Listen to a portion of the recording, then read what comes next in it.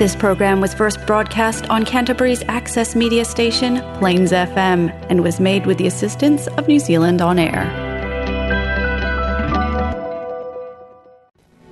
Hello everybody, and welcome to God is Not Absent, a podcast in which we share stories of faith in the lives of New Zealanders today. This podcast is hosted by me, Apurva Patel-Kana, a young woman who has embarked on her own journey with God and is incredibly curious to know if God really is as dead or absent as many Westerners seem to think. I'm hoping that through this podcast we'll see how vibrant and how real God really is. Because if God really is not absent, well then, that changes everything. Well, hello everybody, and welcome to another episode of God is Not Absent. This week we have Shannon Macrae joining us. Hello, Shannon. Hi. Shannon, do you want to tell us a little bit about yourself? So I am 22. I recently moved back to New Zealand from Zimbabwe, and I'm currently studying film. Thank you for sharing that.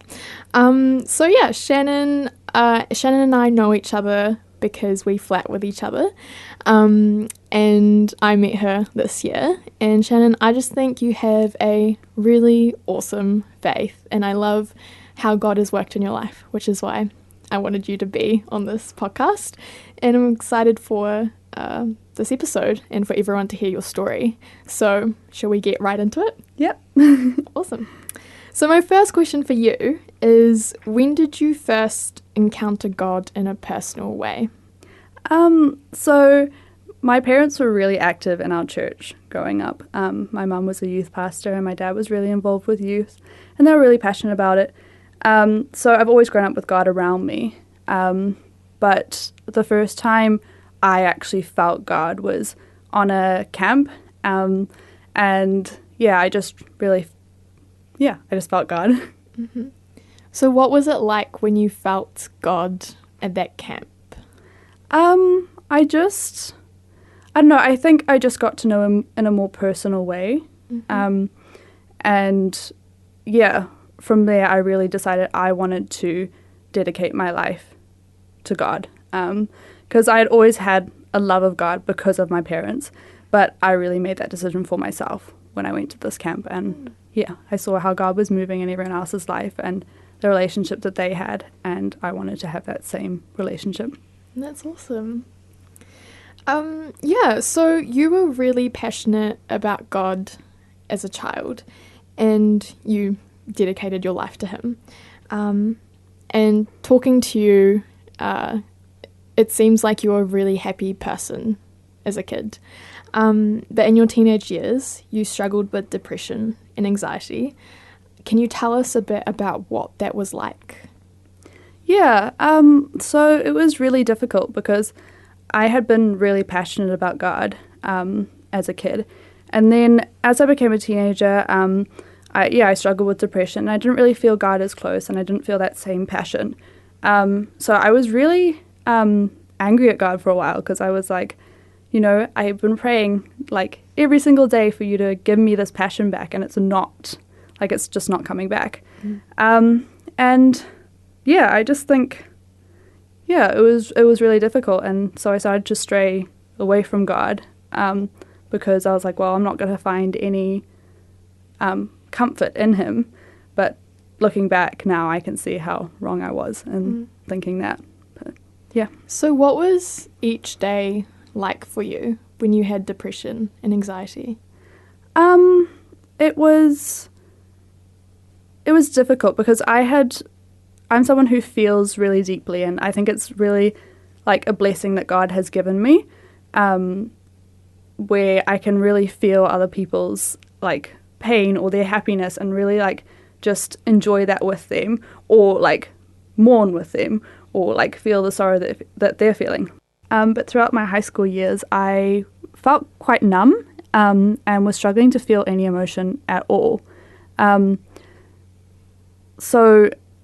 It was just a really weird experience for me because I couldn't get those highs or those lows.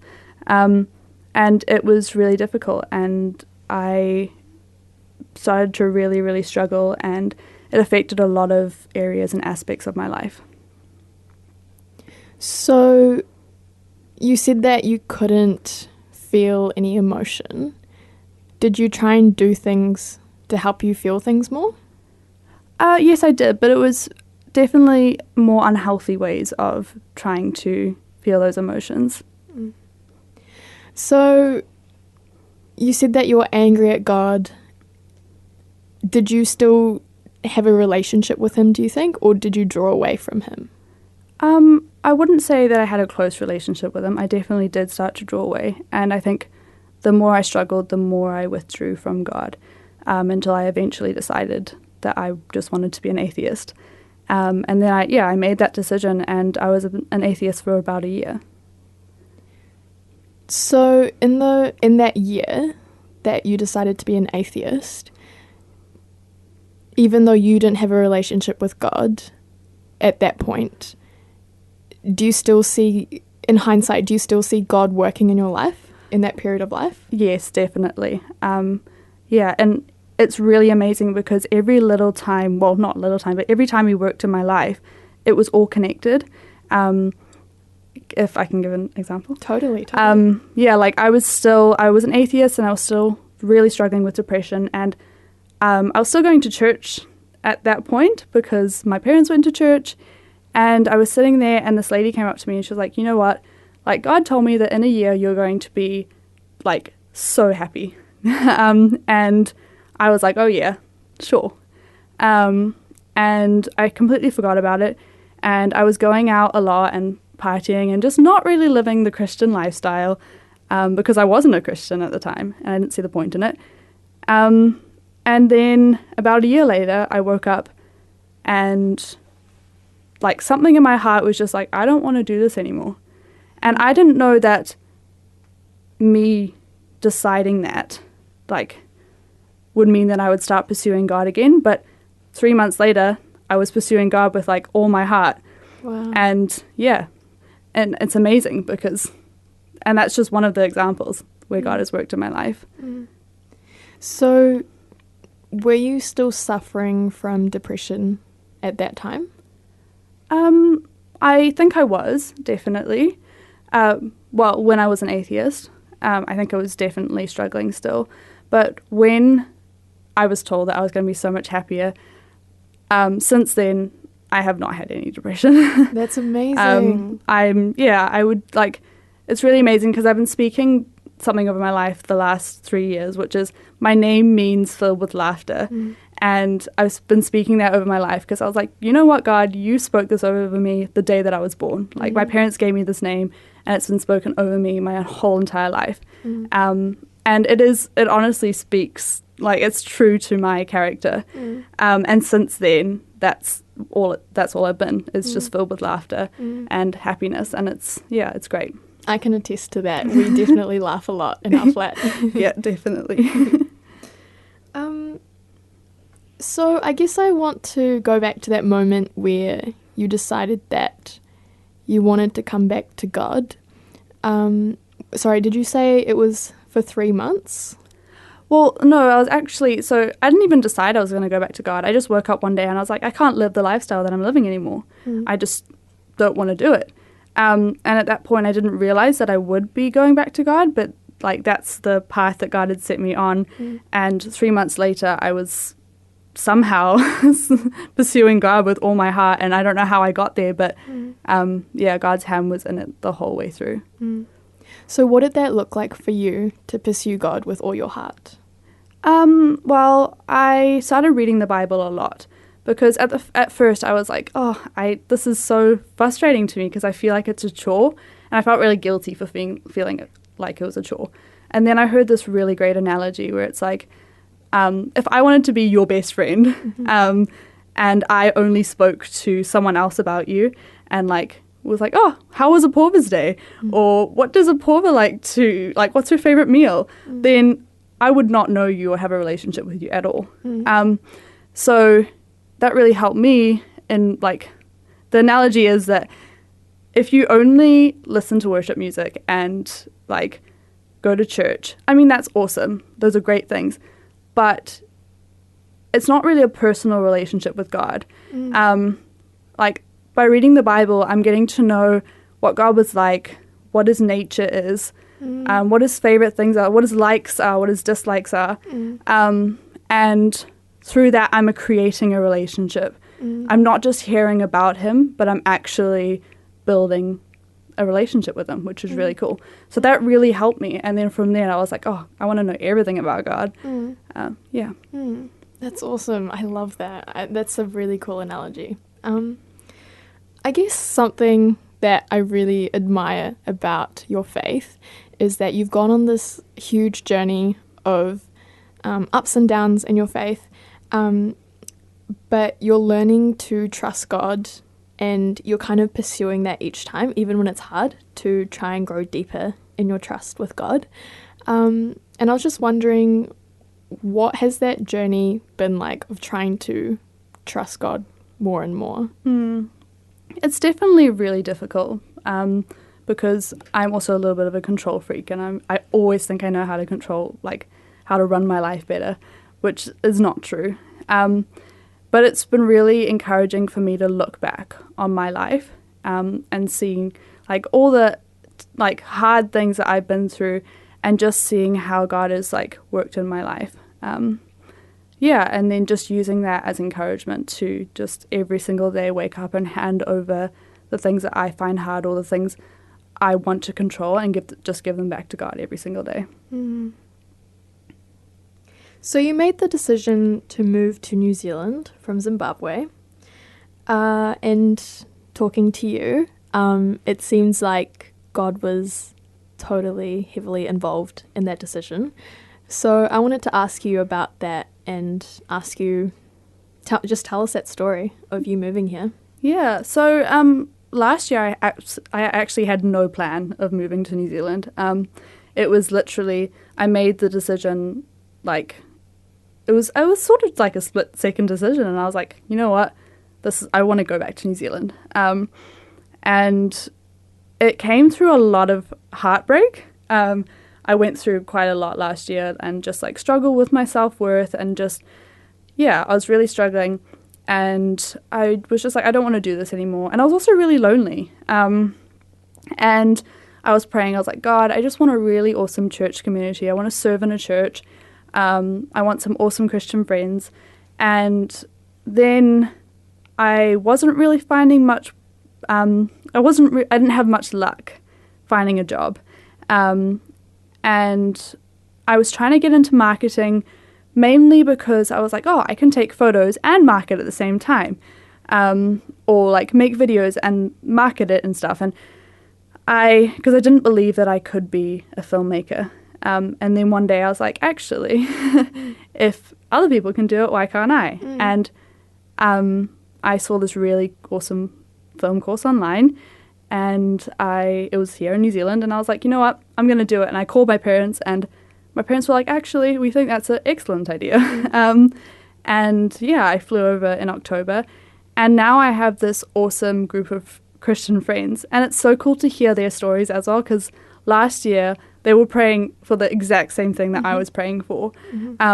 And he's just brought, like, a group of girls from all over the place together, and I just think it's so awesome, just again showing how God works in my life and everyone's life, actually. No, I think we've talked about how cool that is. Just, it's incredible to think that we were all, in our rooms praying for this same thing, and then now God's answered our prayer. And now we're here. It's really awesome. I guess I was wondering, so in your journey here, it hasn't been smooth sailing the whole time. It wasn't like as soon as you landed, you're like, yes, life's amazing. So I guess I was wondering, what has that been like, trying to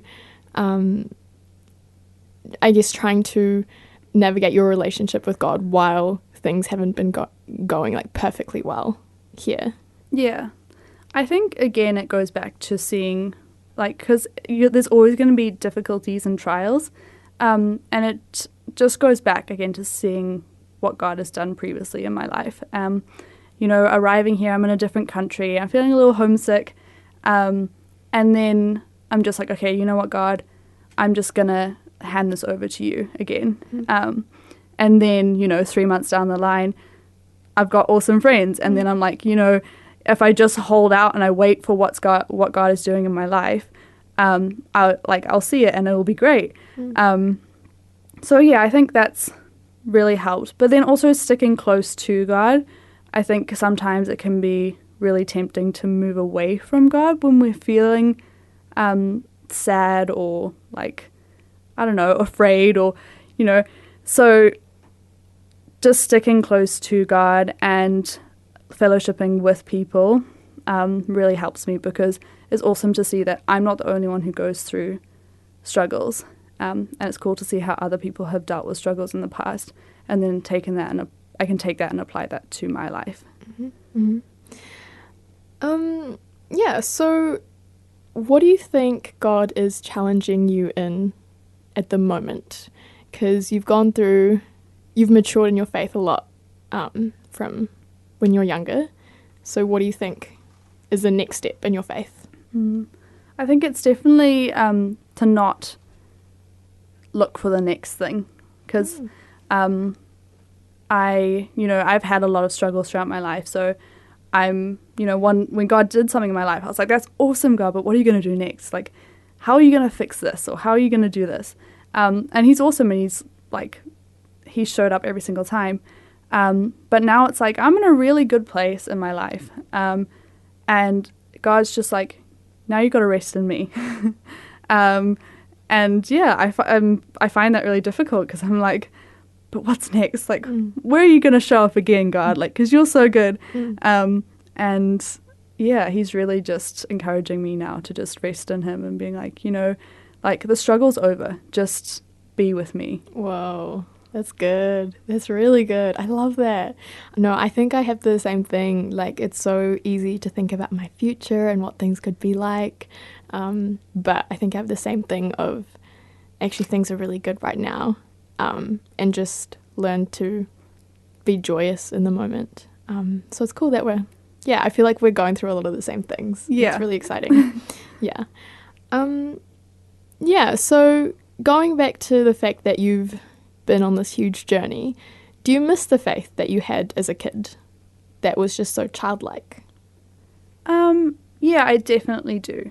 But I also see how wise God has made me through all of my struggles. And I wouldn't be the person I am today without the struggles that I've been through. So I do miss it. But I also needed the wisdom that came from what I've been through. So yeah, I wouldn't change anything. I think that's so cool, because I feel like our society undervalues, I don't want to use the word failure, but just like making mistakes in your life, and not having like this perfect trajectory, because actually you learn so much more from things not going the way they should. And you're right, that's how, like, wisdom is literally experience. Like, yeah, that's how you get better. So I think that's pretty cool. I had this interesting question, because I don't usually ask if you could go back in time questions, but I thought it'd be cool for you. But if you could go back in time and tell your younger self, your teenage self, something about God, what would you say? I would say that he is present. Like, That he is not absent. That God is not absent. Definitely. Yeah, I would definitely say that God is not absent, because yeah, hindsight is amazing. Sorry. Oh my gosh, yes. It's so good. Looking back on my life and seeing where he has been and seeing how many times he showed up, it's just amazing. And I would love to tell younger Shannon that, God is right there next to you. And it would be really encouraging for her. Yeah, and it's so cool to think, like, if younger Shannon knew where you are today, she'd be so excited for her future. Yeah. And that's pretty awesome. Now that you're in a place where things are going really good, I was wondering, what is a memory of a really happy God moment that you've had? So when I was a teenager and I was struggling with depression and everything, I definitely wasn't in a good place with God. But I kept going to church every Sunday because there was just this little voice inside my head that was like, Shan, you got to be there. And I would just turn up. And I would sit there and I wouldn't pay attention and I'd be like, God, I don't know why I'm here. But then we actually had someone from Bethel come to our church and she wanted to talk to me and I was like, oh, why me? And we sat there and we just prayed and she was like, God wants to speak to you, like, just let him. So I was like, okay, all right. And didn't expect anything to come from it.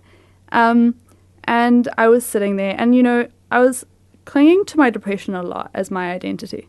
Like, I'd be like, oh yeah, I'm Shannon. I got depression. Like, there's nothing else to me. And it was really cool because I was sitting there and I got this clear vision of me, like, I was clinging to my depression and God walks over and he picks me up and he walks me back to the throne and seats me right beside him. And he's like, this is who you are. Mm. And like, it's taken me a long time to actually realize that he meant it when he said it and like, or when he showed me it. But yeah, it was really, really cool and has been really encouraging for me for the last couple of years. And I think it will continue to encourage me. That is so beautiful. I love that. And I love that God talks to us in so many different ways because, I'm not someone that gets pictures from God or visions, but it's so cool that that's how he knew to speak to you. And that's pretty cool. Shannon, do you have any other moments that you'd like to talk about before we end the episode? Yeah, so last year we went camping. It was at the start of the year and my anxiety was pretty bad at that time. And I was lying in bed and it was like an open camping area and I could hear voices in the distance and I was really scared. And I saw this firefly and I was like, God, if you're here, if I'm safe, like if you're with me, send more fireflies. And like just all of a sudden I was surrounded by fireflies. And I sat there for like 30 minutes just looking at them and praying. And then the next day I decided that I was going to have fireflies as my theme for the year. And that represented courage. That is so cool. I wish fireflies would come to me when I ask God for them. Not that I have asked God. Actually, that makes me want to ask a really quick question. I'm sorry. Has there been a time when you've prayed for something, but God hasn't actually answered that? Oh yeah, definitely. There's been a lot of things in my life that I thought I wanted, and that I thought would be beneficial to me, and God said no. And then looking back, like, man, was I wrong? Like, God is always, like, his plans for me are always better than my own. Yeah, like the fireflies. Oh my goodness, I still can't get over that. That's amazing. It's just been so incredible to hear about how God has worked in your life. And I know some of the stories that you've shared, and some of them I haven't known about them. And it's so cool how many you have, and I'm sure there are so many other stories you have that we can't talk about today. But yeah, that brings us to the end of the episode. So would you like to introduce a song to end the episode and tell us what it means to you? Yeah, so I chose the song Ever Be by Bethel because the lyrics in it is, now you're making me like you, clothing me in white, bringing beauty from ashes, for you will have your bride. And I just love it because it's like, for you will have your bride. If it's God's will, it will happen. And that's just so encouraging to me because it's like I've been seeking God for a long time and I just think that like God will have me. And it's awesome and it just speaks to my soul. And yeah. And I think that can bring a lot of encouragement to a lot of people because, yeah, if you're listening, God wants to have a relationship with you and he wants you to be his bride in a sense. He wants to love you and Well, not in that way, but in a really close, deep, meaningful way. And I think that's incredible. And thank you so much again for sharing your story. And thank you guys for listening. We hope you enjoy the song.